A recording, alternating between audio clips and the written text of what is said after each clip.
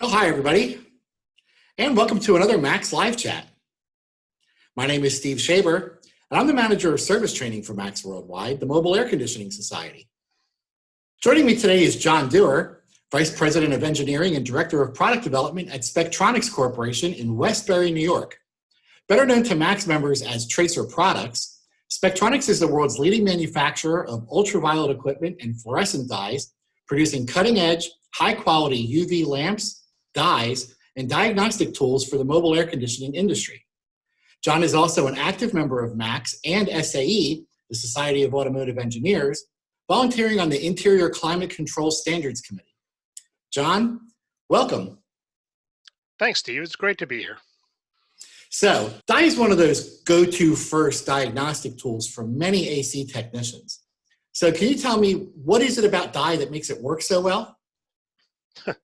Steve, you opened Pandora's box with that question.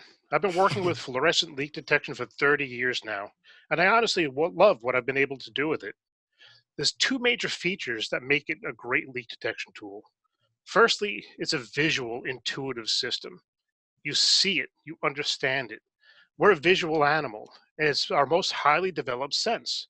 That means you can see it, you can realize what's going on, and it's just visceral. You feel it. And what's even better is you can show customers exactly where the problem is and justify a repair.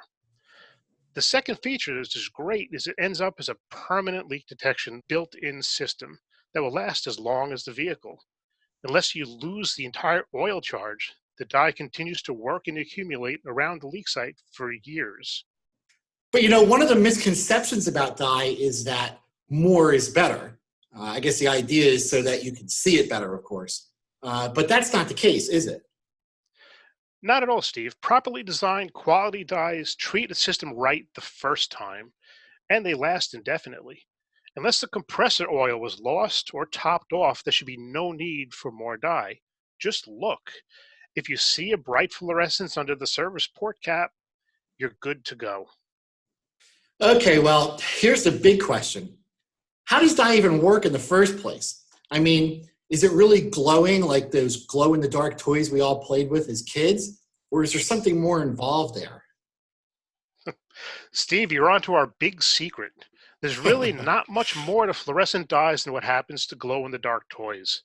Those are phosphorescent materials. Phosphorescent means they emit light over time, even after being energized. Well, leak detection dyes are fluorescent, and fluorescent means they only emit light when they're being excited, when they have the energy making them work. This is a subtle feature, but it actually makes them more efficient, so they could be better leak detection tools. Without getting too much into deeper science, and I can go on a long time about that, the magic behind the dyes we use in mobile air conditioning is the fluorophore. The fluorophore is the fluorescent molecule itself, and it can be carefully engineered to create a safe, stable, and easily seen long-term compatible dye. This chemical engineering is what makes the difference between a high-quality dye product that will always work and never cause harm in a system in any amount, and marginal dyes which would not be as reliable. So while we're on the subject, I want to take a look at some graphics that we used in an MSR last year that compared different types of dye. Sure, Steve, I can help you out there. That's actually a really powerful slide, and it features some interesting stuff about dyes that is a little bit deceptive sometimes. And it's really good that we give the opportunity for the MACS members to understand exactly what's going on with what they're reading. What happened here is one time I was in a trade show and I saw a dye supplier who was looking at a 1 liter bottle of dyed oil, hitting it with a light and saying, "Hey, look how great our stuff is. It glows like a beacon." And it did. I thought, I've seen very little 1 liters of dye leaking out of the system. So I wanted to come up with a way of evaluating dyes one to one equally and to show exactly how bright they are and how effective they would be at a leak site. We came up with this analysis, which we call a thin film analysis. And the picture with the A, B, and C are 3 dyes from the field at their manufacturer's recommended dilution ratios and exactly how they would fluoresce outside on a leak in a thin film. And you could see that the quality of these A, B, and C dyes is markedly different. Dye C is considerably brighter than anything else and would be a much better leak detection tool. Well, let's take a look at this other picture here I have of a Uh, bottle of dye concentrated and dye mixed in the proper ratio with coolant. And I think the reason that we use this picture was to show that dye concentrated in a bottle doesn't glow, but when you thin it out properly, mix in the right proportions, that's what actually makes the dye be able to work. sure, Steve. What you're looking at there, it's called quenching. Some dyes, and it all depends on the philosophy of the dye supplier. Uh, our philosophy is a dye should be as concentrated as possible, which allows you to use the smallest amount, and the smallest amount would be the least effective any sort of operating characteristics of a vehicle. However, many dyes, when they're very concentrated, do not fluoresce. And what you're looking at here is a liquid dye. It's for the coolant. The bottle you're seeing on the left is the concentrate, and that same dye in its service dose is in the cup. The bottle will not fluoresce, it's overly concentrated. Yet when it's put in, it'll glow like crazy. So yeah, that's a function of, again, it's called quenching, where some concentrated dyes do not fluoresce at all. Yeah, and that's something I think a lot of guys don't get because I can't tell you how many times I've talked to guys at work or I've gone out into classes, and just the general thought is that more is better. While you're servicing the system, if you can't find a leak, well, before I send this back out, let me put some more dye into it so that if the leak does show up, I'll have a better chance of seeing it. You don't necessarily need additional dye to do the job, Steve. Once the dye is in there to the manufacturer's recommended dose, a quality dye will do the job. You don't need any more. The caveat is it's got to be a quality dye. A good dye is made with fine quality materials. For example, air conditioning dyes, we at Tracer Products make our dye with air conditioning grade lubricant. So you're essentially adding a little bit more lubricant in the system. So if you do by accident or just unknowingly add more dye, you're not doing any sort of harm. However, other dyes which may not be made with air conditioning grade lubricants, I cannot say the same thing. The best advice I could give is to look first. Many systems have dye in it already. Just take a look, see what you're working with. It'll save you time, it'll save you money. And if it's in there, it's working for you already. You don't need to add more. So then is there a recommended amount that you should put into a system? And I know that's probably not a great question because, it's going to depend on what vehicle is it and what the size of the system is. But like just in general, is there a certain amount, like 1 ounce, a half an ounce, a quarter ounce? Steve, that's actually a very good question. And it defines the difference between an OEM dose and a service dose. For an OEM dose, most American cars already have tracer line dye in them. They're made online with our dye in it. And we can work with the OEMs to give them the absolute most efficient amount of dye and no more. It makes it cost effective. But the OEMs know exactly what oil charge and exactly how much oil is in the system. However, service dose is a little bit different. For service doses, it's more of a shotgun approach. You have to have a little bit more dye to accommodate very small systems to a system that might have a rear evaporator that has a whole lot of oil in it. So a service dose could be a quarter ounce for an injector of some sort, or if you have some of the multi-dose injection systems, it could be considerably less, but it is more than an OEM dose just to accommodate every sort of situation. Right, The best advice I could tell you is look at the recommended doses. The instructions will tell you. right. Well, now this drawing here, I also wanted to ask you about because I thought it was very interesting when you first showed it to me. Really, I didn't know what was happening with the dye that makes it glow. And this drawing kind of shows you what's taking place. Steve, science alert. Now, some of your viewers might just have nightmares back to their high school chemistry and physics. Every fluorophore, the fluorescent part of a dye, is activated. And what happens, if you remember back to your basic chemistry, atoms have electron shells. Electrons like to be in the lowest energy if possible, which is called the ground state. If something happens to excite those electrons, the system is unstable. It doesn't like it. It wants to lose that energy. The way a fluorescent material loses the energy is by emitting light. And in this case, in situation A, what you see is a electron jumping from the ground state to an excited state by absorbing some UV or blue light. That makes it unstable. Going to figure B, you can see that electron bounces back down to the ground state by eliminating a little bit of heat, but mostly by eliminating a yellow-green sort of photon. So that is the chemical and the physics behind fluorescence. Wow, that's really cool.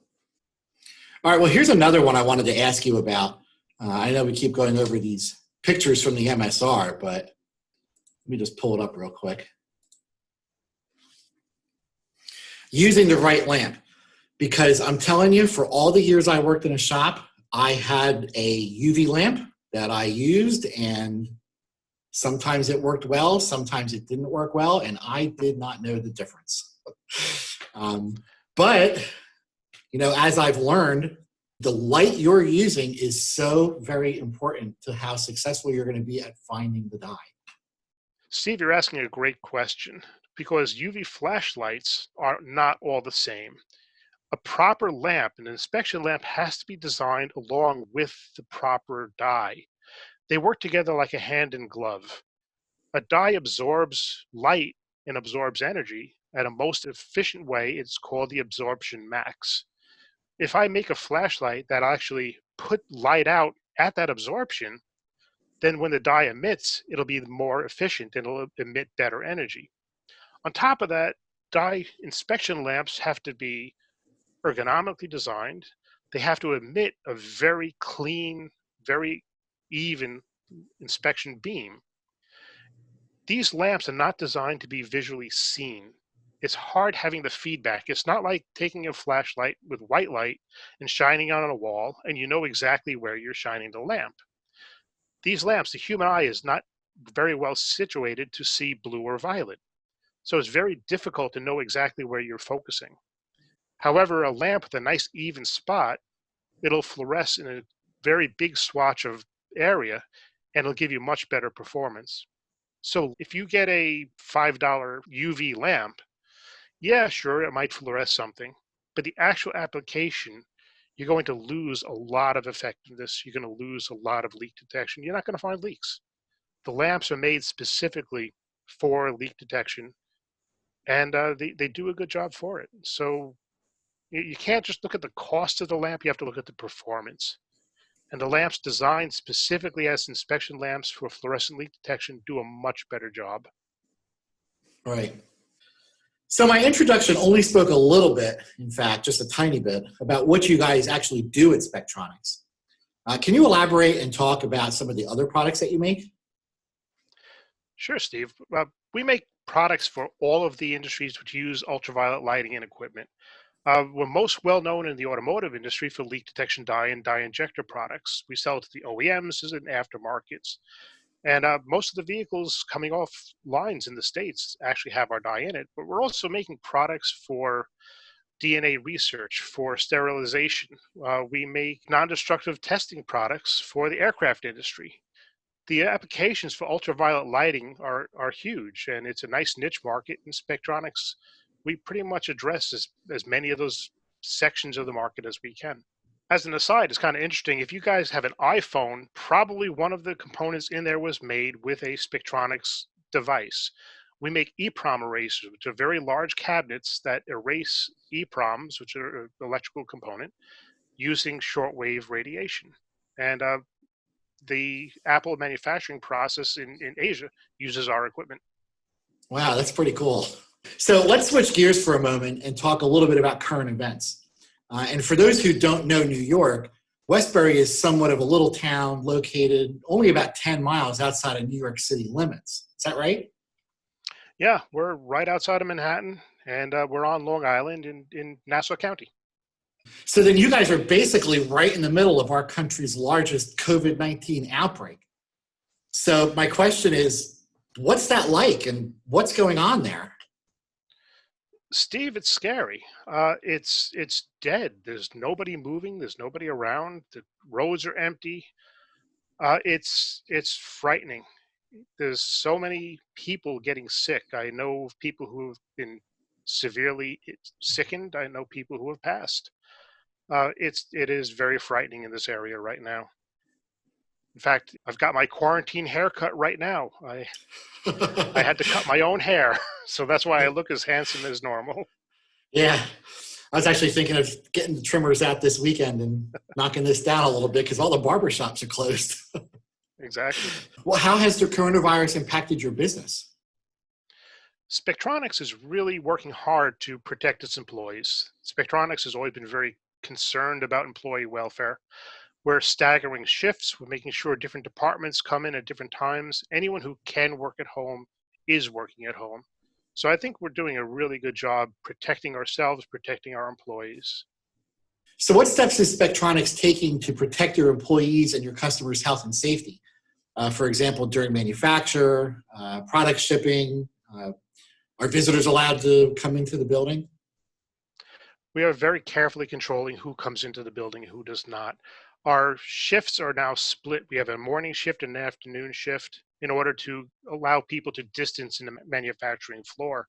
We're supplying our employees with masks and gloves, and also we are making our own sanitizer so we can make sure that people are keeping themselves clean and keeping their families safe. Wow, you actually make your own sanitizer? Yeah, we are very well situated for blending chemicals and products, and many of the materials that we have now were commonly used in sanitization products, and we designed our own, and we're producing it. So it's working Wow. quite well. Wow, that's awesome. Well, then have you heard anything about Governor Cuomo's plans to unpause New York? And how does Spectronics fit into those plans? Spectronics location makes reopening difficult. Uh, Governor Cuomo might be planning on reopening upstate New York and the northern counties. However, Long Island, Manhattan, Nassau, and Suffolk counties are hit a little bit more hard, and we cannot open as easily. So I know the Nassau County government is being a little bit more conservative, and it might take longer time. Spectronics will continue to adhere to whatever the local recommendations are. We are open, we are manufacturing, we can accept orders, we can ship. We're just limping along, and we will continue to do so as long as we have to. Right.